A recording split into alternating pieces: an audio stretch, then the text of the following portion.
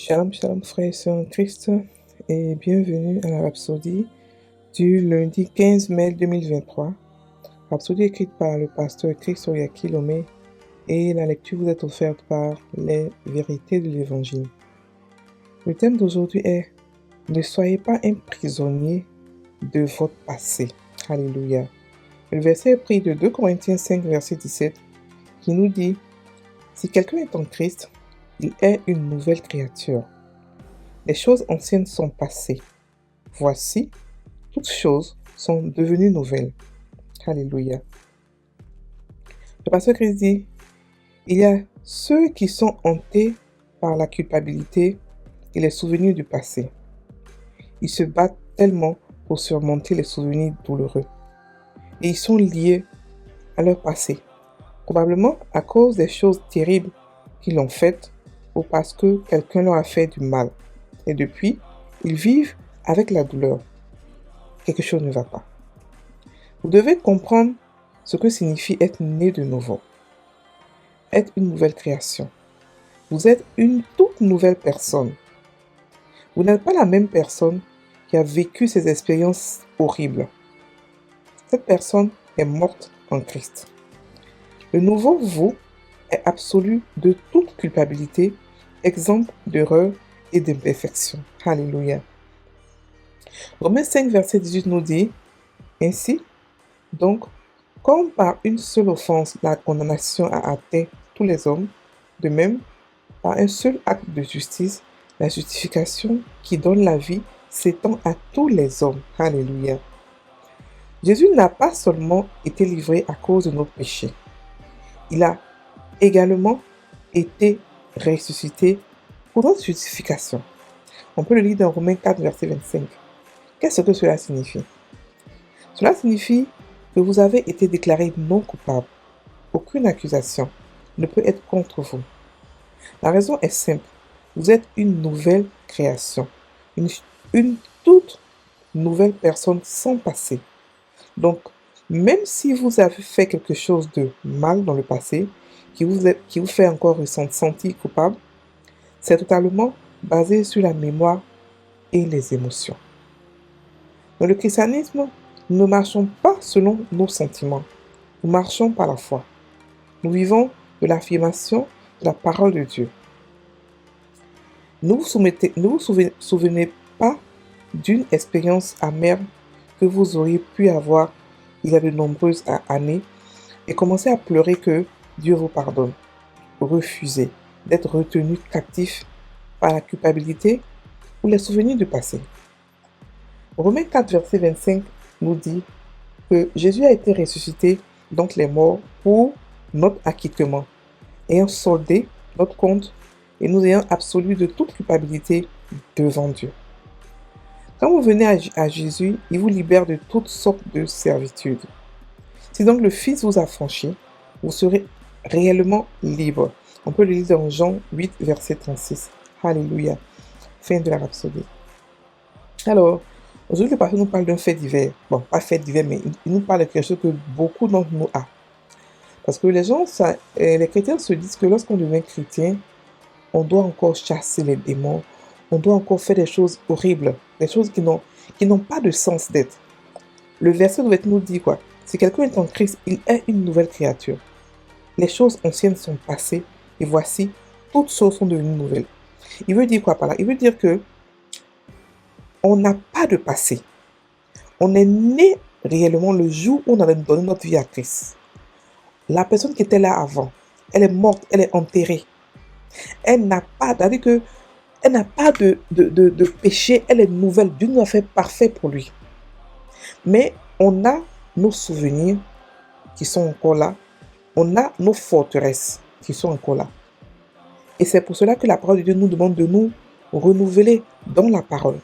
Parce que, étant donné qu'on a une manière de penser, une manière d'agir, on a grandi avec ça, notre âme n'a pas été renouvelée.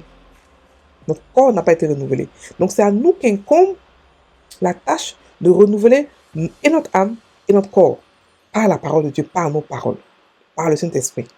Donc, ce qu'on doit faire, c'est au fur et à mesure qu'on est avec la parole, notre âme et notre esprit est renouvelé. C'est-à-dire que notre manière de penser change. Parce que nos douleurs sont là, nos émotions sont là, nos souvenirs sont là. Si Dieu enlevait tout cela, on allait être comme des gens qui ont perdu la mémoire et qui se baladent dans la terre comme ça, la terre, non. Dieu veut qu'on se souvienne de qui nous sommes, mais en même temps aussi savoir que nous ne sommes pas la même personne. Nous sommes quelqu'un de complètement différent. Donc, le pasteur nous exhorte, à ne pas être hanté par la culpabilité ou par quelque chose qu'on a fait avant.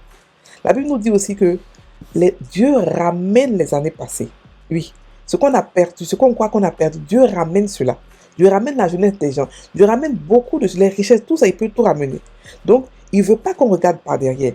Lorsqu'on regarde par derrière, c'est pour nous un poids. Rappelez-vous de Israël qui a passé le désert. Pourquoi est-ce qu'ils sont restés 40 ans? Parce qu'ils regrettaient derrière, ils regardaient derrière. Ils avaient la mentalité de où ils sont quittés. Donc Dieu a dû attendre que toute cette génération parte pour pas une nouvelle génération qui n'a pas connu l'Égypte pouvoir aller posséder Sion. Donc Dieu veut aussi que nous puissions renouveler notre pensée, que nous puissions changer complètement. C'est-à-dire que, comme ça, il dit, voici, toutes choses sont devenues nouvelles. Ça veut dire que, regardez, voyez, admirez, contemplez que c'est évident pour vous que tout, absolument tout est devenu nouveau. Vous n'êtes plus ceux-là qui sont attachés par les autels de vos parents. Vous n'êtes plus ceux-là qui sont dans le regret. Vous n'êtes plus ceux-là qui regardaient derrière pour dire, et si j'avais, et si, pourquoi est-ce que je fais ça? Comment est-ce que je peux être méchant comme ça? Non. Quel que soit ce que vous avez fait, quel que soit ce que vous êtes arrivé, vous êtes une nouvelle créature. N'est-ce pas beau de comprendre que on n'a pas de passé? Alléluia. On n'a pas de... On commence à zéro. Les conséquences sont là, à nous regarde, c'est vrai. Mais ça ne veut pas dire que non, que on ne peut pas recommencer. Ça ne veut pas dire que non, que on n'est pas mort. Ça ne veut pas dire que on n'est pas une nouvelle personne. On est quelqu'un qui n'a jamais existé. On est une nouvelle créature qui est complètement... C'est-à-dire que Dieu vient de nous créer. C'est-à-dire que pas vient de nous créer, mais en tout cas, il nous a créés maintenant et on n'a pas de passé. Donc, on n'est pas soumis aux autels de nos familles. On n'est pas soumis à un démon. On n'est pas soumis quelque chose. Parce que ce que se passe, c'est que comme on a la même manière de penser, les démons sont là, ils sont à côté, ils nous regardent, ils peuvent nous oppresser ou nous lancer des flèches. Et regardez comment est-ce qu'on va agir. Et quand on n'a pas l'esprit qui est renouvelé par la parole de Dieu, on agit comme avant et on se dit, mais c'est pas possible, je suis chrétien, comment est-ce que je peux agir comme ça? Oui, parce que ta manière de penser est très forte. Oui, tu as vécu comme ça toute ta vie. Donc tu te dis que quand tu penses, je veux dire, quand tu agis, c'est par rapport à comment est-ce que tu as été, comment est-ce que tu penses, comment est-ce que tu as été élevé. Et à partir de ça, les gens croient toujours qu'il y a toujours des forteresses, il y a toujours des délivrances à faire, il y a toujours des choses. Non, il n'y a rien à faire. Ce qu'on a à faire, c'est renouveler nos pensées par la parole de Dieu. Arrêtez de prier du matin au soir. Prenez la parole de Dieu pour vous renouveler, pour vous purifier, pour vous sanctifier. C'est ce qu'elle fait, c'est son boulot. Pour nous fortifier, pour nous faire grandir, pour enlever toutes les forteresses, pour enlever toutes les manières de penser qui ne sont pas chrétiennes. C'est pour ça que beaucoup de chrétiens passent leur temps à prier pour la richesse. Alors que la richesse, c'est un état d'esprit. Oui, ça se passe dans la tête. Tout est en nous. Dieu a mis en nous la richesse pour pouvoir vivre. Les talents, tout est en nous. Mais ce qu'on doit faire, c'est de pouvoir renouveler notre espérance, notre âme, notre intelligence, afin de découvrir ce que nous avons, afin de changer la manière de penser. Dans la chrétienté, Dieu est venu nous donner sa parole. Pourquoi? Parce qu'il veut qu'on parle comme lui, on pense comme lui, on agisse comme lui. C'est pour ça qu'il a donné sa parole. Alléluia.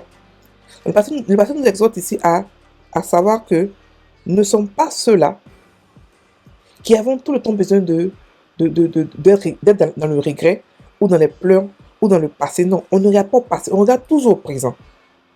On regarde toujours au présent. Donc, on est une nouvelle créature. On n'a pas existé, on est mort. On n'a pas existé avant.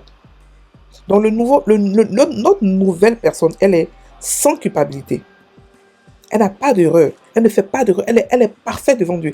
Quel que soit ce que vos yeux voient, quelles que soient les erreurs que vous faites, sachez que vous êtes parfait devant Dieu. Vous êtes dans le processus de perfection. Ce n'est pas quelque chose que vous faites de vos propres œuvres. C'est Dieu qui le fait par sa parole.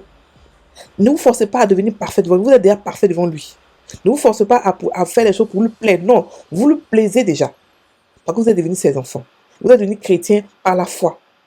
Et sans la foi, il est possible de lui être agréable. Et comme vous êtes devenu chrétien par la foi, vous êtes automatiquement agréable. Donc ce que vous devez faire, c'est vous soumettre à la parole de Dieu. Soumettre au Saint-Esprit. Afin qu'il puisse prendre le dessus et vous amener maintenant à la perfection de Dieu. Alléluia. À la perfection de Dieu. Donc, et puis, on n'est plus ceux-là qui sont condamnés. Non. On n'est plus condamnés. Pourquoi? Parce que Jésus n'a pas été, la Bible dit qu'il n'a été, par une seule offense, la condamnation a atteint tous les hommes, mais par un seul acte de justice, la justification a donné la vie éternelle à tout le monde. Ça veut dire qu'on n'a pas seulement été, on a la condamnation, ça veut dire aussi que Jésus est venu aussi pour nous justifier. Alléluia. Donc on a été justifiés. On n'est plus ceux-là qui sont condamnés. On dit il n'y a aucune condamnation pour nous.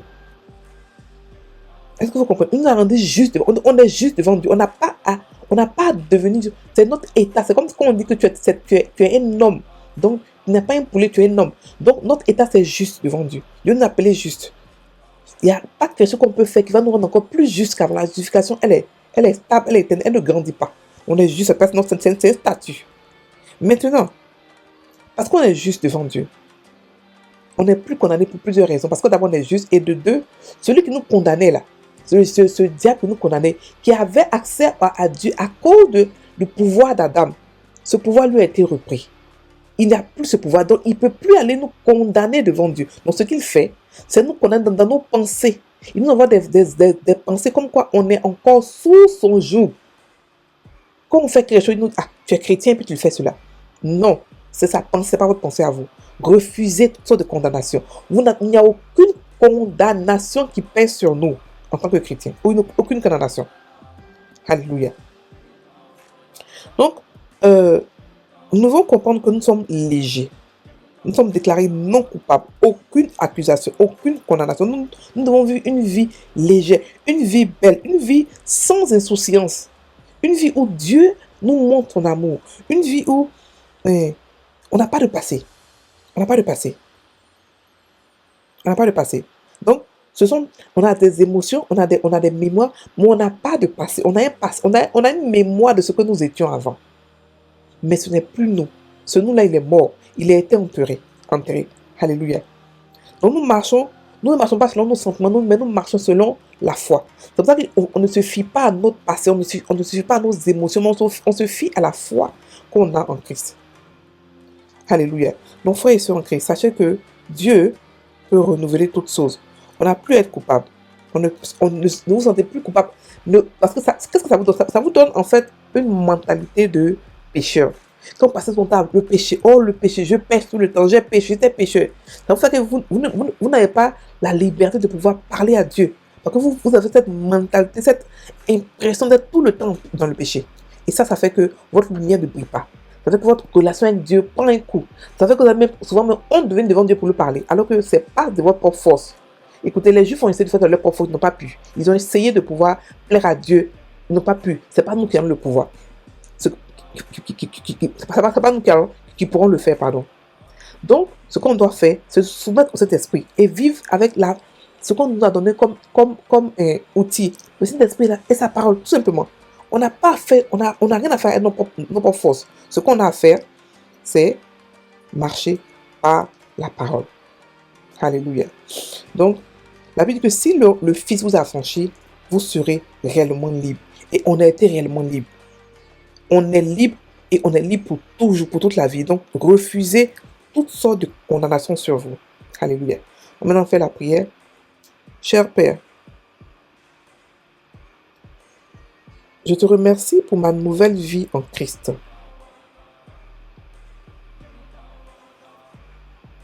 Ta nature divine en moi a fait de moi un maître sur les circonstances.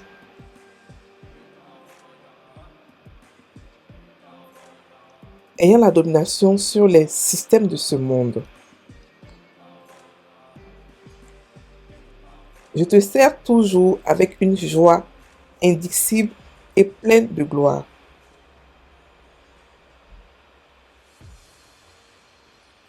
Sans péché ni reproche. Merci de m'avoir rendu juste, sainte et irréprochable à tes yeux. Au nom de Jésus. Amen. Frères et sœurs en Christ, passez une très bonne journée. Soyez bénis.